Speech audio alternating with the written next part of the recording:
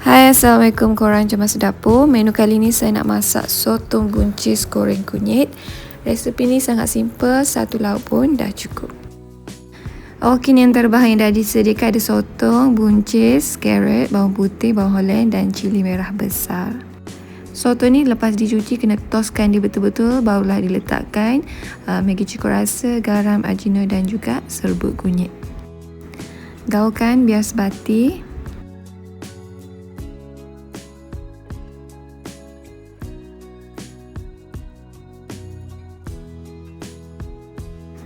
Seterusnya bolehlah masukkan sedikit minyak, tumis dulu bawang putih sehingga naik bau dan sedikit kekuningan.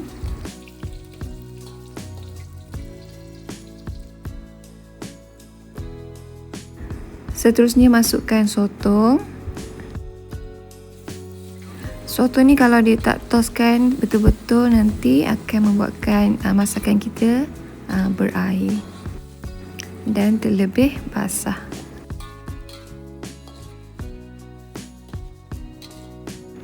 Teruskan kacau sehingga sotong ni separuh masak. Lepas tu bolehlah masukkan carrot, buncis, bawang holland dan juga cili merah besar.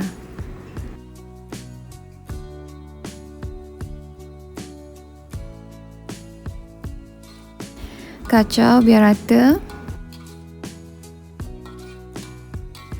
Saya dah tak tambah apa-apa perasa dah sebab tadi dekat sotong dah letak garam, Maggi cukur rasa dan ajino semua. Saya cuma tambahkan sos tiram sahaja. Teruskan kacau sehingga masak.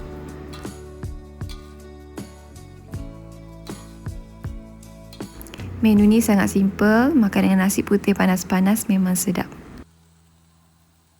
Okeylah korang, itu saja perkongsian daripada saya untuk kali ni. Thank you korang for watching. Bye, jumpa lagi.